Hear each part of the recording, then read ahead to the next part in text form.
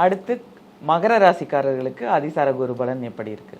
So கடந்த ஒரு 8 வருஷத்தில் எந்த கிரகம் பயிற்சியானாலும் தன்னோட வாழ்க்கை மாறிடாதா, நமக்கு ஏதாவது ஒரு திருப்பம் கிடைச்சிடாதா, நம்ம எல்லாருக்கும் நல்லதானு செய்கிறோம், கடவுள் நமக்கு ஏன் சோதனையை கொடுக்குறாரு, நம்ம புண்ணியத்தை பண்ணி கூட நம்மளை எவ்வளோ வழியை அனுபவிச்சுட்ருக்கோம் அப்படின்னு இந்த 7.5 வருஷம் மகர ராசிக்காரோடைய வாழ்க்கையை நீங்கள் திரும்பி பார்த்தீங்கன்னா சொல்லி ஆள் இருந்துச்சுன்னா ஒவ்வொன்று கத்துவாங்க. ஒரு வரியில் சொல்லணும்னா இழக்கிறதுக்கு ஒன்றும் இல்லைங்க, நான் பொண்ணை இழந்துட்டேன், பொருளை இழந்துட்டேன், என் உயிர் மட்டும்தான் மிச்சம் இருக்குது அப்படின்னு தான் மகரத்து எல்லாத்துக்குமே பெரிய போராட்டம்.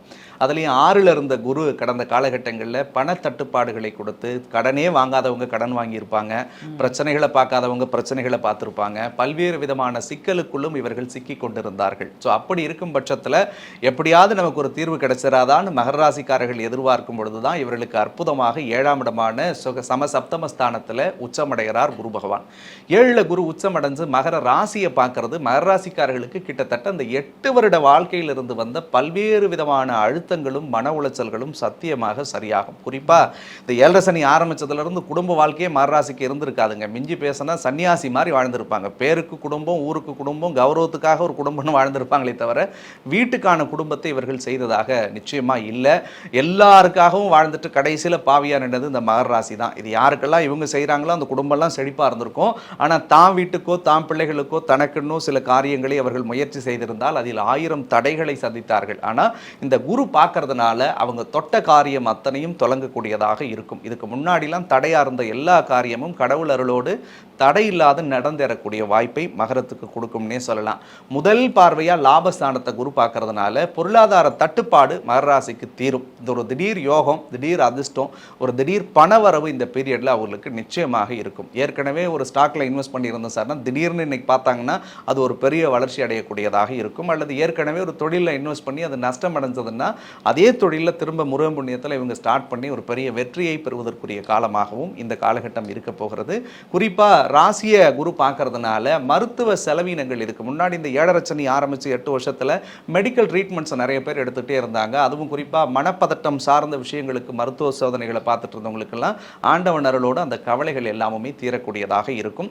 3வது இடத்தை குரு பார்க்கறதுனால புதிய தன்னம்பிக்கையோடு புதிய தைரியத்தோடு பல முக்கிய முடிவுகளை எடுத்து அதில் சக்ஸஸ் ஆவாங்க. 3வது நபர்களால் பெரிய ஆதாயம் கிடைக்கும். வேற்று மொழி பேசக்கூடிய மக்கள் அல்லது வேறு மாநிலத்தில் வசிக்கக்கூடியவர்கள் அல்லது வேறு நாட்டில் இருக்கக்கூடியவர்களாலெல்லாம் மகர ராசிக்கு பெரிய அனுகூல பலன்களை கடவுள் கொடுப்பாருன்னு சொல்லலாம்.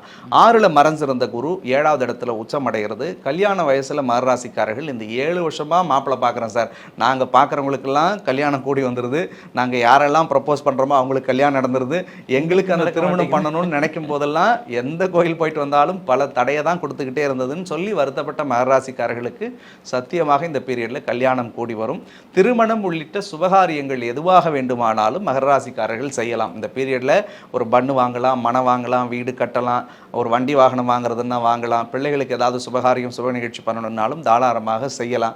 அதே மாதிரி ஏற்கனவே இந்த 6-7 வருஷத்தில் வாங்கி அடைக்க முடியாத கடன்களை எல்லாத்தையும் இந்த பீரியடில் அடைக்கலாம்.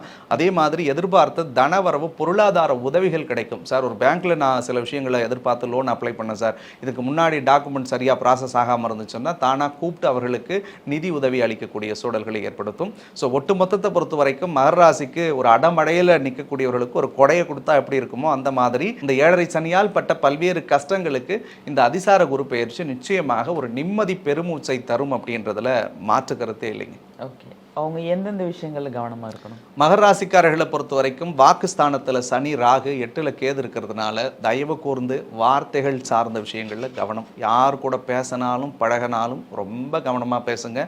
உங்களை பேச வச்சுட்டு உங்களை குற்றவாளியாக மாற்றுவாங்க. அதே மாதிரி 3வது நபர்களை நம்பி தயவு கூர்ந்து எந்த ரகசியங்களையும் சொல்ல வேணாம். நீங்கள் எதிரில் இருக்கிறவங்க ரொம்ப நல்லவங்க நினச்சி பேசி சொல்லிடுவீங்க. கடைசியில் நீங்கள் சொல்வதே மிகப்பெரிய விமர்சனமாக மாற்றப்படும். இன்னும் சொல்லணும்னா செய்யாத தப்புக்கு தேவையற்ற பழியும் சொல்லும் உங்களை அலங்கரிக்கிறதுக்கு இந்த ராகு கேது ட்ரிகர் பண்ணும். ஆணாக இருந்தால் பெண்கள் சார்ந்த விஷயங்களில் கொஞ்சம் கவனம், பெண்ணாக இருந்தால் ஆண்கள் சார்ந்த விஷயங்களில் கொஞ்சம் நிதானமாக இருக்கணும். அவங்க எந்த கோவிலுக்கு போகணும்?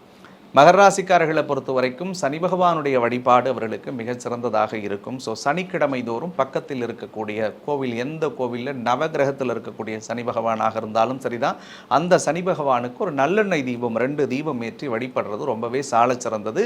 பக்கத்தில் ஏதாவது சனீஸ்வரன் கோயில் இருந்து சொன்னாலும் இவர்கள் குடும்பத்தோடு சென்று வழிபட்டு விட்டு வருவது இவர்களுக்கு மிகச்சிறந்த பலனை தரக்கூடியதாக இருக்கும்.